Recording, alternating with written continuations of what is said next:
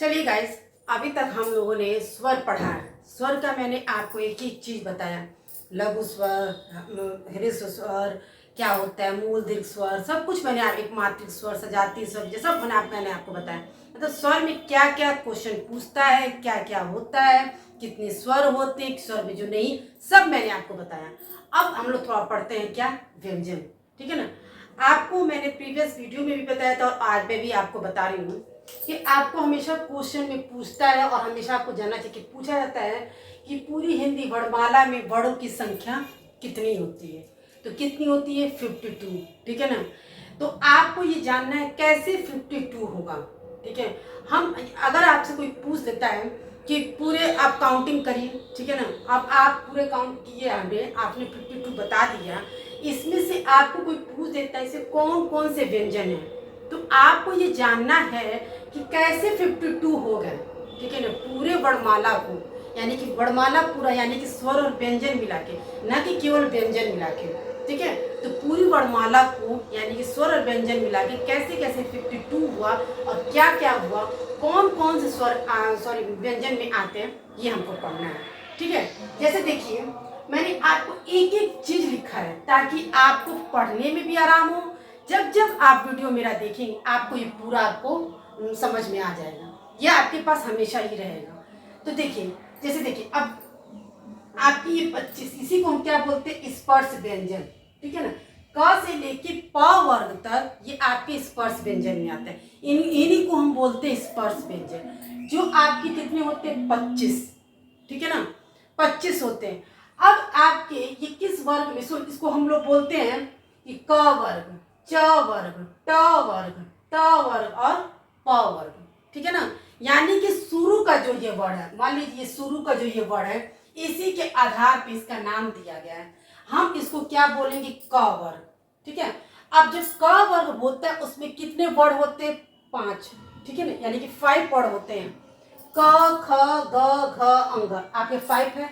ठीक है। यही देखिए संख्या कितनी हो गई? 5 हो गई। ठीक है। उसी तरह से उसके पास क्या आता है? कौन सा वर्ग आएगा? च वर्ग। इस च वर्ग के पहले वर्ड पे इसका नाम दिया गया। अब इसको काउंट करिए, च छ ज झ इया, ये भी 5 हो गए आपके। ठीक है ना। अब उसके बाद आता है ट वर्ग। ठीक है ना। ट ठ ड ढ अण, ये भी आपके 5 हो गए। ठीक है।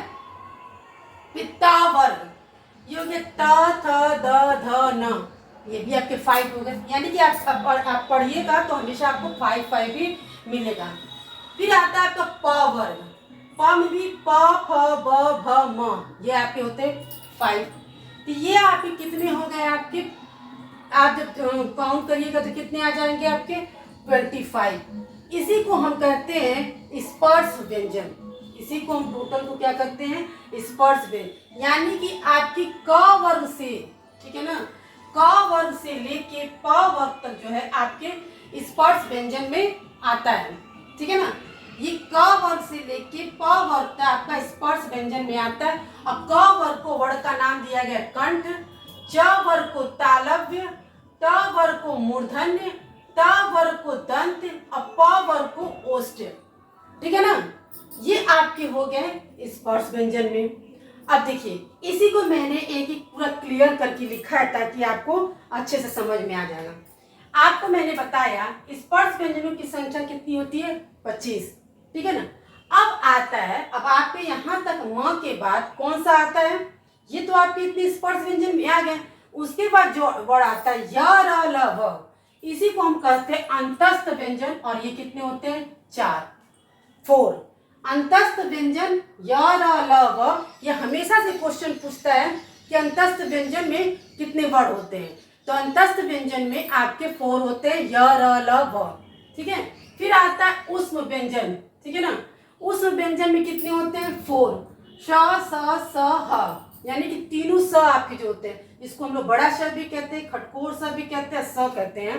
ये आपके क्या है? सब ऊष्म व्यंजन में आते हैं। ठीक है। अह, यानी कि आपको अभी तक मैंने ये बताया कुल मूल व्यंजनों की संख्या कितनी होती है? 33। यानी कि 25 4 50, इनको आप जो जोड़ेंगे तो कितना आएगा आपके? 33। ठीक है ना। यानी कि आपके जो मूल व्यंजन होते हैं, जहां तक आपकी क से लेके ह तक जो पढ़ते हैं, ये मूल व्यंजन में आते हैं, ये 33, ठीक है ना। अब आता है आपके, उसके बाद आता है संयुक्त व्यंजन। ये आपके कितने होते हैं? 4। छात्र अज्ञ श्रम, ये आपके आता है संयुक्त व्यंजन में, ठीक है ना। उसके बाद आता है ड और ढ, ये आपके द्विगुण व्यंजन में आता है, जो 2, ठीक है ना। यानी कि आपकी कुल व्यंजनों की संख्या कितनी होगी? 39, ठीक है ना। यही चीज आपसे पूछ देता है कभी कभी, और लोग पूरे टोटल समझ ही नहीं पाते हैं। पूछता क्या है? व्यंजनों की संख्या, तो लोग 52 बता देते हैं। अरे जब आप ये समझेंगे कि वर्णमाला पूछ रहा है कि व्यंजन पूछ रहा है कि स्वर पूछ रहा है, यहाँ आपकी व्यंजनों की संख्या कितनी होती है? 39, ठीक है ना। और जब वर्णमाला में वर्णों की संख्या पूछी जाएगी तो आपका 52 होगा। तो जो वर्णमाला में वर्णों की संख्या पूछी जाती है वो स्वर व्यंजन मिला के होता है, ठीक है। और यहाँ केवल व्यंजनों की संख्या होगी तो 39। अब मैंने आपको बता दिया कि 39 कैसे कैसे होगा, कि कुल मूल व्यंजन आपके 33 होते हैं, जिसमें आपके स्पर्श व्यंजन, अंतस्थ व्यंजन और उष्म व्यंजन आता है, ठीक है ना। और उसके बाद आपके क्या है? संयुक्त व्यंजन, द्विगुण व्यंजन, ये मिला के पूरे आपके कितने होते हैं? 39, ठीक। यानी कि आपके जब पूछ देता है व्यंजनों की संख्या बताई, कुल व्यंजनों की संख्या बताई, तो आपको 39 बताया पूछा जाता। अब आता है पूरे हिंदी वर्णमाला की संख्या में 52 कैसे होगा, ठीक है। देखिए, मूल स्वर संख्या कितनी होती? 11, ठीक है ना। उसमें 2 और हम जोड़ देते हैं अयोगवा, क्योंकि स्वर नहीं है लेकिन स्वर की में ही गिनती की जाती है इसकी, ठीक है। इसको स्वर में ही गिनती की जाती है। तो 2 कौन कौन सा अंग जानते ही है, ठीक है ना, अनुस्वार और विस्वर। तो ये हो गए आपके 30, यानी कि स्वरों की संख्या किसमें? अगर आपको ऐसे पूछा जाता तो 13 होते हैं, लेकिन मेन जो मूल जो स्वर होंगे आपके 11, और इसी में 2 जोड़ देते हैं क्या? अयोगवाद, तब आपके हो जाते हैं ये अयोगवाद, तब आपके हो जाएंगे 13। लेकिन आपको पढ़ना 11 ही माना जाता है इसको, ठीक है। तो ये हो गया। और व्यंजनों की संख्या आपकी 39, जैसा कि मैंने बताया यहाँ पे कुल। तो आप इनको जब टोटल करेंगे तो 52 वर्ड आते हैं।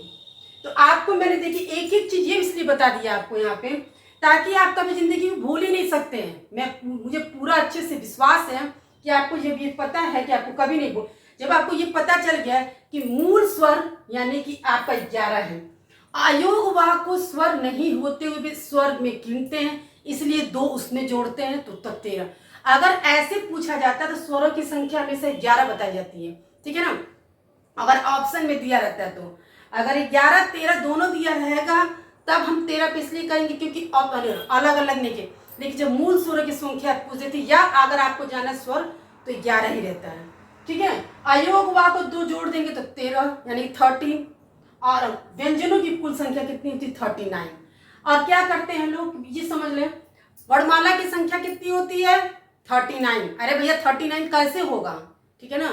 हम यहाँ वर्णमाला की संख्या पूछ रहे हैं, पढ़ रहे हैं, तो वर्णमाला 52 होगा, यानी कि स्वर और व्यंजन मिला के। लेकिन 39 क्या होगी? व्यंजनों की संख्या, ठीक है। आई होप कि आपको अच्छे से ये पूरा समझ में आ गया होगा, क्योंकि मैंने स्वर को भी एक एक चीज बता दिया और व्यंजन को मैंने अच्छे से पूरा क्लियर ये कर दिया कि कितने व्यंजन होते हैं। व्यंजनों में क्या क्या होगा? स्पर्श व्यंजन, अंतस्थ व्यंजन, ऊष्म व्यंजन, संयुक्त व्यंजन, द्विगुण व्यंजन। किसमें क्या होगा? स्पर्श व्यंजन में 25, अंतस्थ व्यंजन में 4, ऊष्म व्यंजन में 4, ठीक है ना।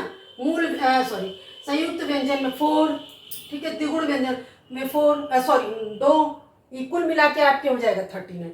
ये आपके पूरा ये ये व्यंजन की पूरी चार्ट जो है आपको अच्छे से क्लियर हो गया होगा, समझ में आ गया होगा।